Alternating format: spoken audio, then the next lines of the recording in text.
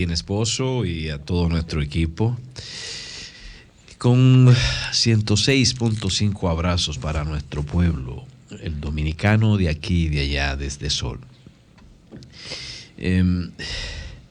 Julio, no sé si mencionaste el tema de la batalla del Memiso durante el tiempo en que yo me moví en la calle. No.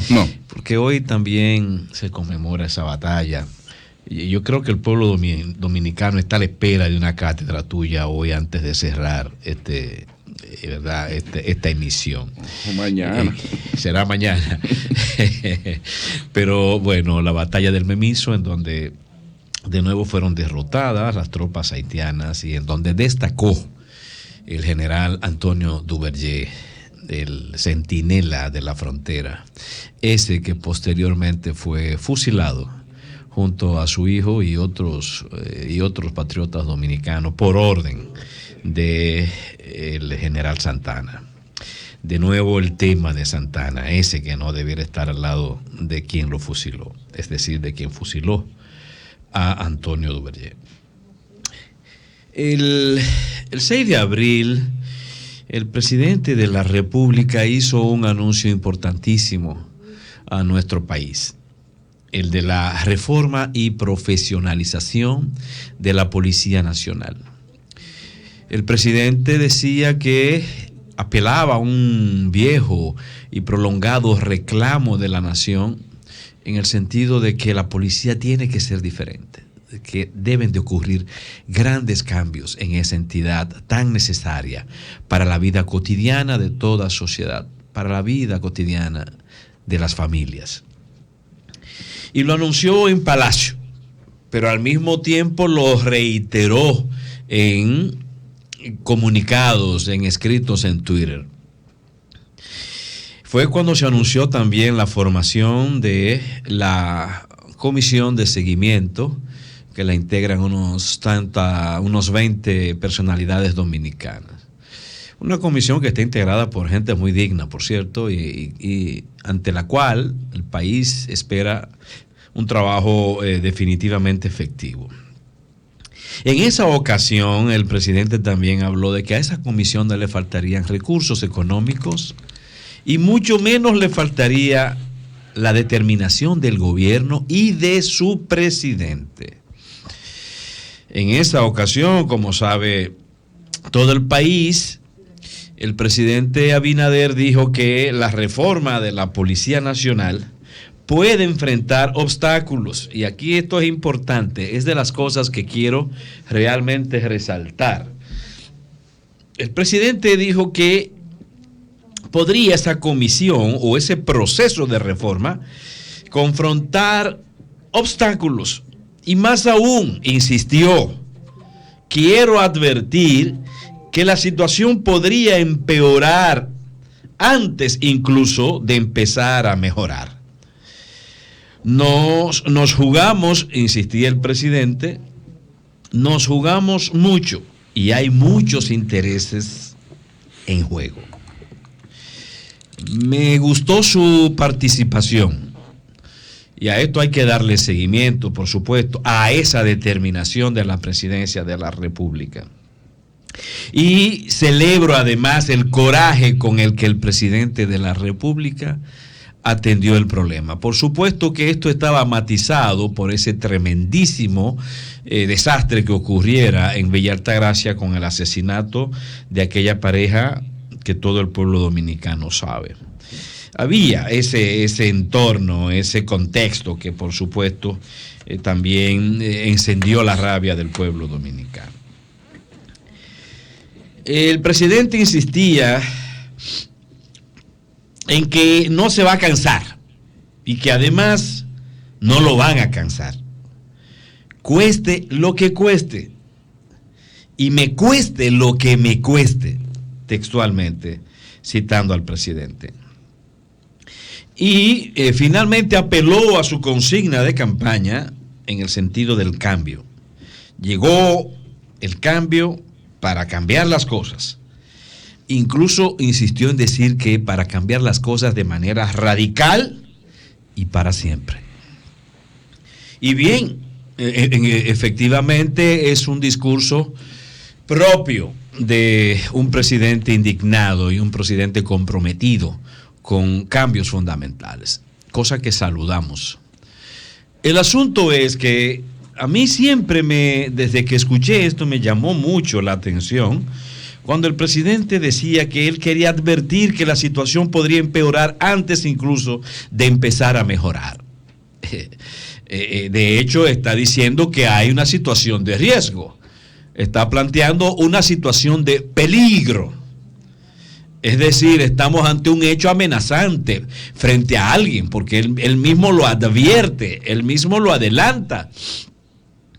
Y en este caso, mi inquietud gira en función de que si el presidente advierte eso, es porque conoce de la situación y también conoce de los actores, conoce de los movimientos que tradicionalmente ocurren en la policía y fuera de la policía para impedir cambios en esa entidad, y por lo tanto conoce a los actores.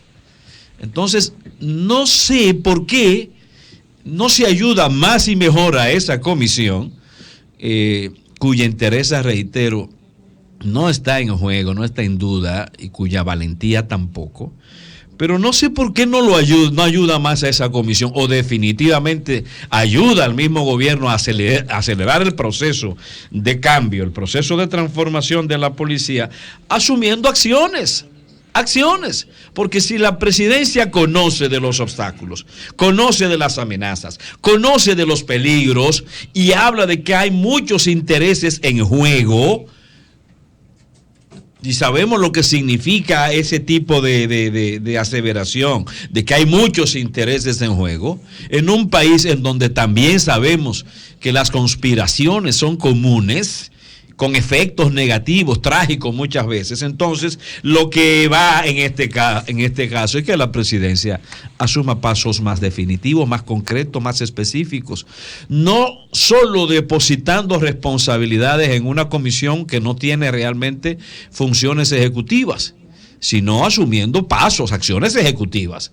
Y para eso la presidencia tiene al Ministerio de Interior y Policía, entre otras cosas.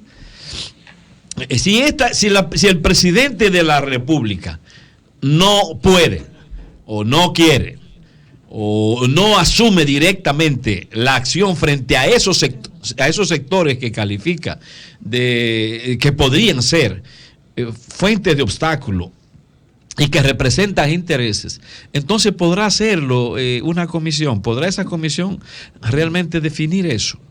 De manera que hacemos un llamado ferviente para que el discurso del presidente tenga la fuerza histórica que ha de tener, en el sentido de que se tomen acciones ya, porque se está claro quiénes son. El presidente está claro, siempre se ha dicho que el presidente de la República, sea quien sea, es el dominicano mejor informado. Y ahí tenemos esta situación. Acciones. De cara a esta misma denuncia que el presidente hace, y así veremos además que el curso de ese proceso de transformación realmente habrá de ser exitoso.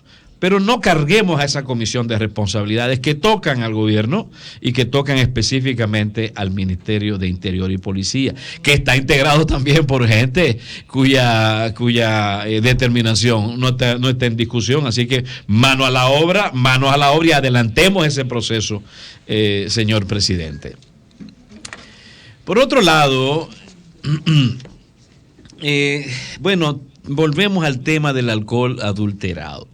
Y tenemos que volver a él, porque este es un tema que, aparte de recurrente, ya que sabemos que ocurre casi anualmente, también afecta a muchas familias dominicanas.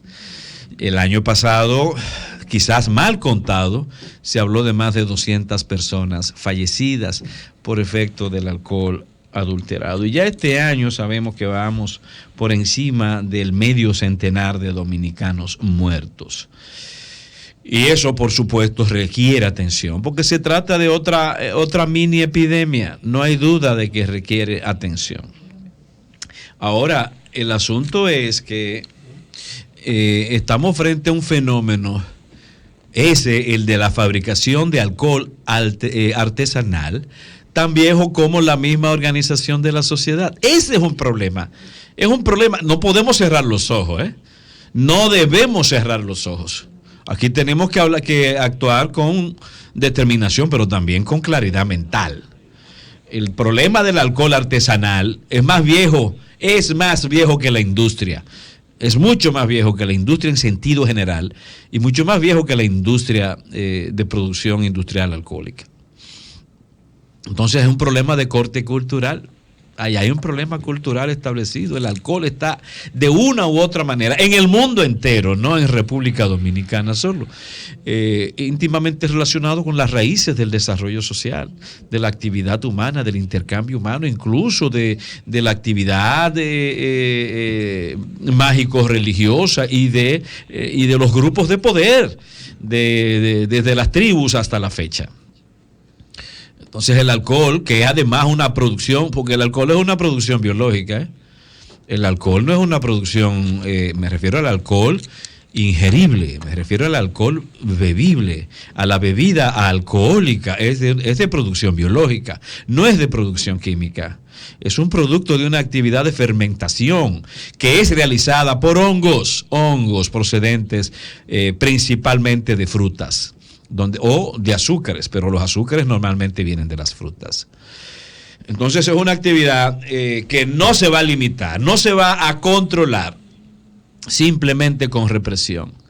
Definitivamente no se va a controlar con represión, porque sabe el Estado Dominicano la cantidad de alcohol que se ha producido aquí en los últimos 10 años. Me refiero a alcohol artesanal, ese alcohol de patio, como decimos. Sabe la cantidad de millones de galones que se han producido, porque eso no es de ahora, eso no es para Semana Santa. No nos ceguemos. No cerremos los ojos creyendo que la luz del sol se apagará con eso. Aquí hay una realidad latente, patente, viejísima, que además, digo yo responsablemente, no se va a superar nunca, porque el ser humano va a producir alcohol. Todos lo hacen. Desde que yo soy niño, estoy viendo producción de alcohol en mi casa. ¿Cuál? El de arroz, el de fruta, el de piña, y eso lo hace cantidad inmensa de gente. Eso es producción de alcohol a través de la fermentación de esas sustancias, que reitero, cuando los hongos respiran, porque es el hongo respirando, se nutre de los azúcares, respira, y al respirar ocurre un metabolismo que produce alcohol etílico, con el cual también se protege de los ataques de bacterias. Y eso ocurre de forma natural, en los procesos de la propia naturaleza. Esto de los alcoholes, señores, yo viví un tiempo en Europa y yo tuve una experiencia en Europa con ese tipo. En Europa, y no hace 60 años de eso, como podrán suponer. Yo bebí una bebida, Julio, que ellos le llamaban Matilda. Óigame bien, óigale el nombre, ni siquiera un nombre que yo sepa, no es un nombre vikingo ni eslavo. Matilda. Así le llamaban ellos a la producción de bebida alcohólica a través de azúcar en Suecia. Y por supuesto prohibido, era un acto ilegal. Una de las acciones que la policía más combate y ataca en Suecia, en Suecia. Entonces, ¿de qué se trata aquí? ¿Solo de reprimir? No. Aquí también se trata de educar. Y en eso hemos insistido en este programa. Educar a la ciudadanía en el sentido de los riesgos a los que se acomete cuando compra este tipo de bebidas, que posiblemente está hecha con rigurosidad en algunos casos, pero en otros casos posiblemente no. Porque, insisto, eso de que se detenga esa producción, eso es una lucha perdida. Aquí lo que hay es que educar para que esa producción sea en menor proporción.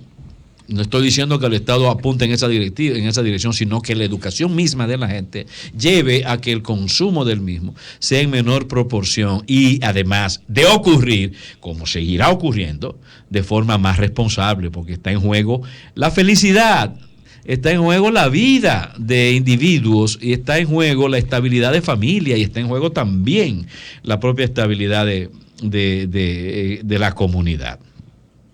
Por lo tanto, lo que llamo es a que nos sincericemos. Si bien hay que mantener la línea represiva, también hay que entender que eso es una realidad latente y que esa realidad hay que combatirla de otra manera, incluso hasta pensando en salidas alternativas, más allá de la educación y más allá de la represión. Julio. Cambio fuera.